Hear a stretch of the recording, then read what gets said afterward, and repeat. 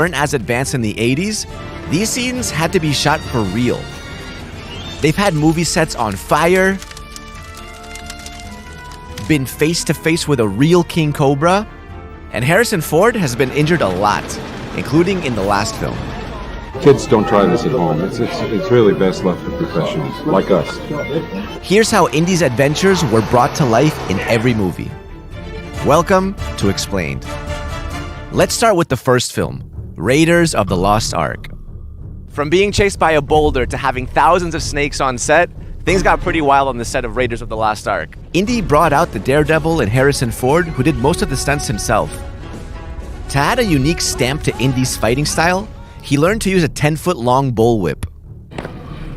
I had a bit of work to do with the whip, and so I got a fellow to come by my house and coach me in whipcraft, which is harder than it seems. And then did a bit of conditioning because I knew it was going to be a physical movie. The whip also came in handy during the famous truck chase stunt. They made Harrison lie down on a mat and hold the whip, and then dragged him down a dirt road. Hold it, that's good. And this resulted in a couple of bruised ribs.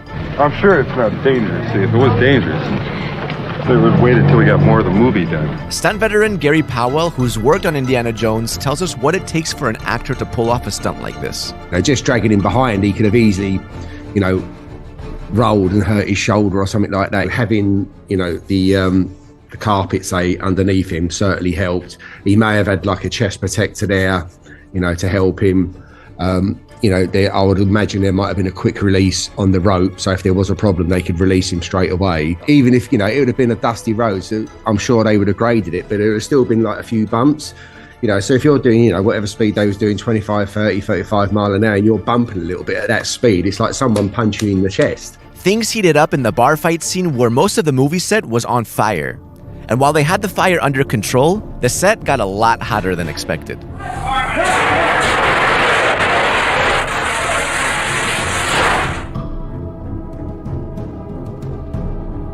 Then came the boulder chase through the temple. This scene was equally intense. The boulder was 22 feet in diameter, and even though it was made of fiberglass, it was still pretty heavy. So the crew had to figure out a safe way to stop it in the tunnel in case anyone tripped and fell while running away from it during filming.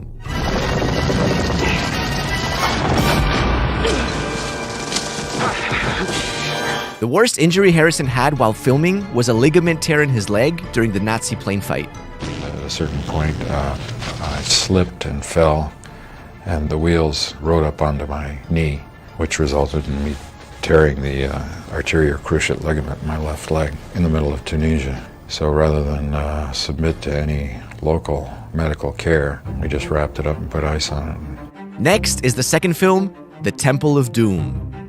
The Temple of Doom got so violent, the PG-13 rating was established by the film board as a result. It was the set where, there was the crevice there where people were getting thrown. Technically there was the lava down there. They got Harrison, they was going to torture him, where they lowered him down in that crate thing. So I should imagine that's the one that pushed the PG-13, whatever it was back then. Harrison had to weight train and be more physically fit for this film, and he also had to pick up a new skill, aka riding an elephant. Filming with elephants was exciting but physically stressful. And they ended up flying him back to LA for surgery for a herniated disc injury.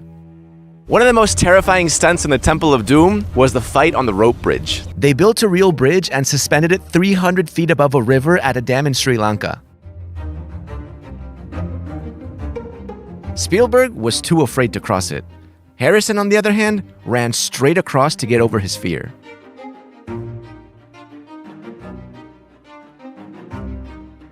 To make it look like Indy cut the ropes of the bridge, they had to rig part of it with electrical detonated charges, and after filming the fight, they filled the bridge with dummies and set it off.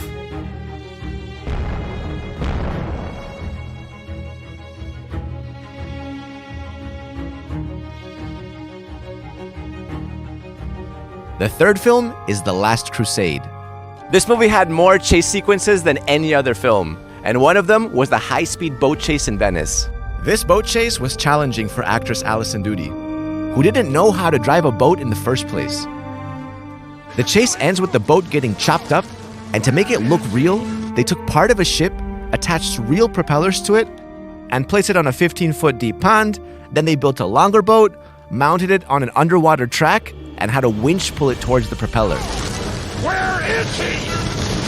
Talk or you're dead! Damn it, tell me!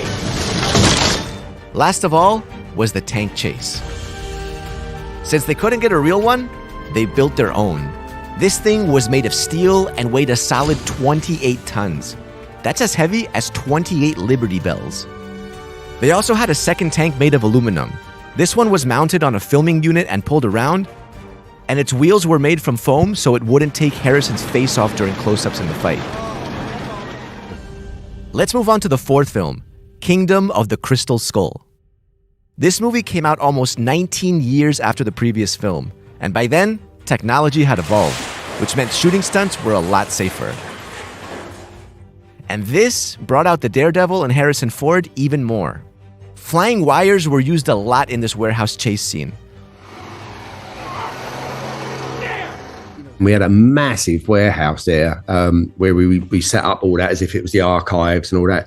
So we used to have these massive cables, like traveling cables in the roof. So when the truck was driving underneath, we could sort of swing Harrison down and match the speed. So he gets there and it sort of levels off and he drops into the back of it. The introduction of those sort of rigs has made our life a lot easier because you can do things like that. You know, probably years ago, it would have been someone swinging on a rope singly and hoping for the best at the timings, right? And if the truck weren't there, then he's either got to hold on for dear life or try and make it. Large 500-gallon air cannons were used to blast through breakaway crates, and you can see these soldiers thrown back from the blast.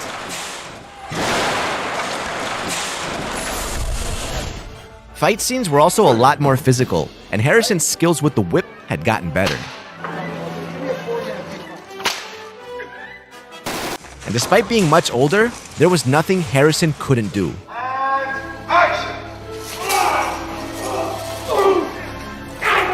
Harrison is a really tough cookie, honestly.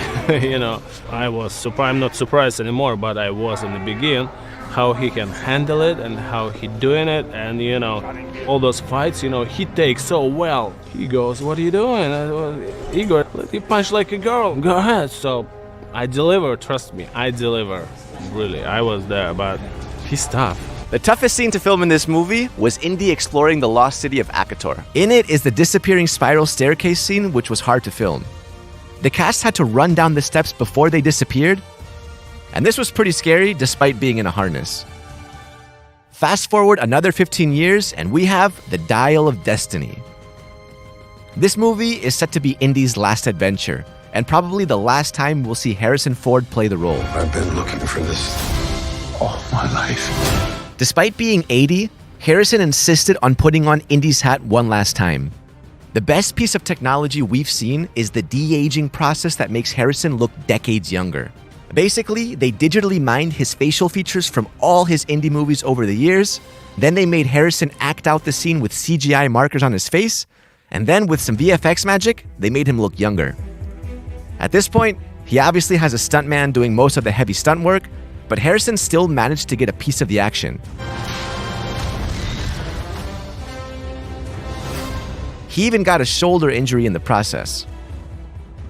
With shoulders, they're so easy to do, you know, because there's a lot of moving parts in the shoulder. You know, it could have been something where he's got jarred or he might have just landed on it a bit funny. I know the boys on it and they said, you know, he knows what he's capable of. You know, you don't really have to sort of go, look, Harrison, this one's a little bit too much. He'd be like, you know, he can see it. He's been around long enough to know his limit. So, which again makes it a fantastic working relationship. Do you think we'll ever have another Indiana Jones after this? Do you think Harrison will want to be in it?